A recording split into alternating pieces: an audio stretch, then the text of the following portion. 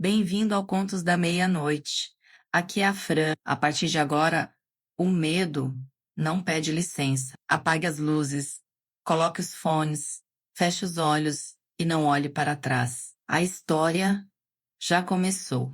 Antes de começar nosso relato, deixe aqui nos comentários de onde você está nos ouvindo. Tiago Almendra era cartógrafo no sentido moderno, analista de dados geoespaciais para uma empresa de engenharia em Porto Alegre, responsável por manter e atualizar sistemas de mapeamento urbano que alimentavam aplicativos, projetos de infraestrutura e planejamento municipal. Era um trabalho de precisão e de atenção.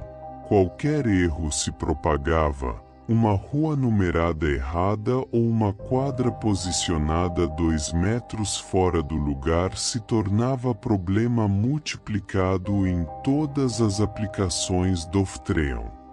Tiago havia aprendido, ao longo de 11 anos nessa função, a desconfiar da realidade com uma meticulosidade que a maioria das pessoas reservava para outras coisas. Mapas estão sempre errados. A questão é o quanto.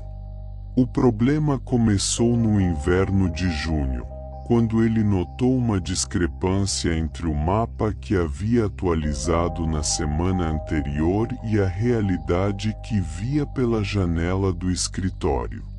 Não era uma discrepância absurda, não uma rua que havia desaparecido, não um prédio novo onde havia parque.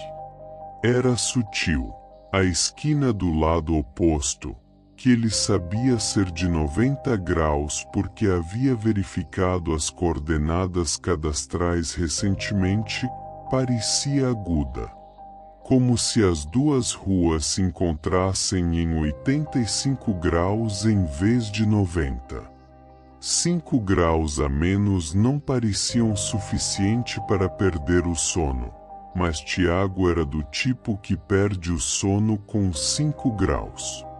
Ele verificou o cadastro. As coordenadas estavam corretas. A esquina era de 90 graus. Ele olhou de novo pela janela.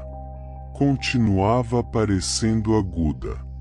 Foi até a esquina com o celular e o GPS profissional que mantinha no escritório para verificações de campo. Mediu 90 graus.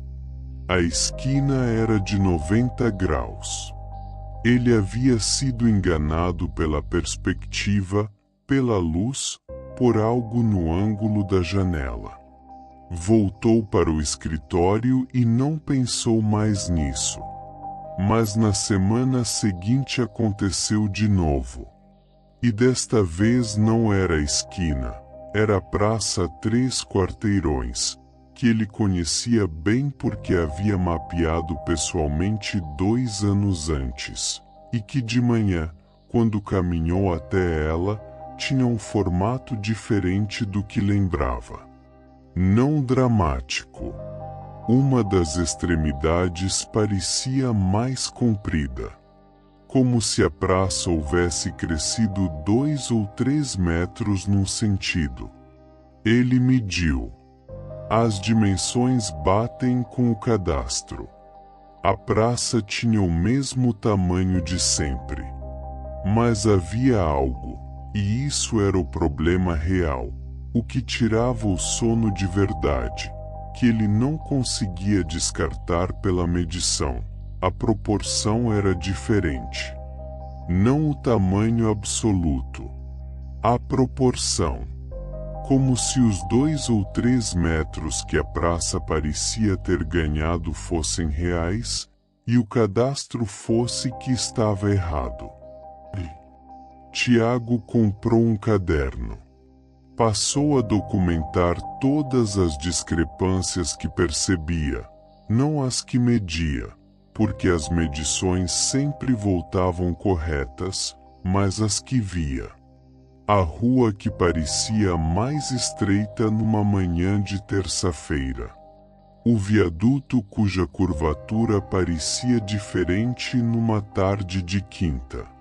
O bloco de apartamentos que às vezes parecia ter um andar a mais do que o registrado e às vezes o número correto. Ele catalogava com data e hora, descrição precisa e a medição subsequente que invariavelmente contradizia a percepção. Em 3 meses, o caderno tinha 83 entradas. O padrão que emergiu era estranho. As discrepâncias eram mais frequentes de manhã cedo, entre as 6 e as 8, antes que o movimento urbano começasse para valer. E eram sempre sutis. Nunca uma mudança impossível, nunca algo que uma testemunha independente pudesse confirmar sem ambiguidade. Sempre na margem da percepção, naquela zona onde ver e imaginar se confundem. Tiago apresentou os dados a uma colega, Marta, especialista em percepção visual que havia estudado psicologia antes de migrar para geoprocessamento. Ela ouviu, viu o caderno e disse que havia um campo de estudo chamado topografia perceptual que investigava exatamente a diferença entre o espaço medido e o espaço percebido. Que o cérebro reprocessava constantemente o ambiente, construindo modelos preditivos que às vezes não correspondiam à medição. Que era possível que o estresse, a fadiga, certas condições de iluminação produzissem discrepâncias sistemáticas. É possível, disse Tiago. Mas 83 em 3 meses. Marta olhou para o caderno por um longo tempo. Isso é muita frequência. É, disse Tiago. A noite em que tudo mudou de categoria foi uma quarta-feira de setembro. Tiago havia trabalhado até tarde. Saiu do escritório às 11h30 e percorreu a rota habitual para casa, 17 minutos a pé, um trajeto que conhecia de cabeça. Às 11h48, ao dobrar a esquina que ficava a 2 quarteirões da sua rua, encontrou uma rua que não deveria estar ali. Não uma rua que havia esquecido, uma rua que ele sabia, com a certeza do cartógrafo que havia mapeado aquele quarteirão que não existia. O cruzamento que ele esperava era de rua com avenida. O que encontrou era um cruzamento de 3 vias, com uma terceira rua surgindo na diagonal que, no mapa, era interior de quadra. Uma passagem estreita entre 2 prédios, talvez, que à noite parecia larga o suficiente para ser rua. Alguma ilusão da iluminação. Ele entrou na rua que não deveria existir. Era estreita, 2,5 metros, 3 no máximo, mas tinha calçada, tinha numeração nos prédios, tinha um poste de luz no meio. E tinha, no final, a sua rua. Seu prédio. O número correto. A marquise azul que ele reconhecia de longe. Ele tinha chegado em casa pelo caminho errado e chegado no lugar certo. De manhã, a rua não estava lá. Ele verificou no mapa. Verificou na rua.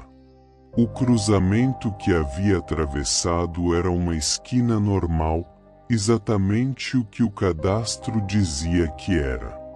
Entre os 2 prédios onde havia passado havia um corredor de serviço com grade fechada, 1 metro de largura no máximo.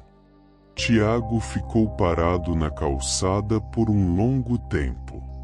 Depois abriu o caderno e fez a entrada número 84.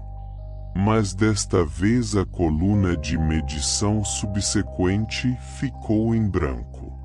Não havia medição que explicasse o que havia acontecido na noite anterior. Havia apenas o fato: ele havia chegado em casa por um caminho que não existia. Ele nunca encontrou a rua de novo, mas passou a sair do escritório mais cedo, antes das 11 da noite. Havia aprendido que a cidade, a certas horas, oferecia atalhos que o mapa não registrava, e que o cartógrafo em si, o homem que havia passado 11 anos desconfiando da realidade com meticulosidade profissional, precisava decidir se o que não cabia no mapa não existia, ou se o mapa era que estava incompleto. Ele comprou um segundo caderno. Começou uma nova sessão. Desta vez, não para documentar as discrepâncias entre o que via e o que media. Para documentar o que via e que talvez não devesse ser medido.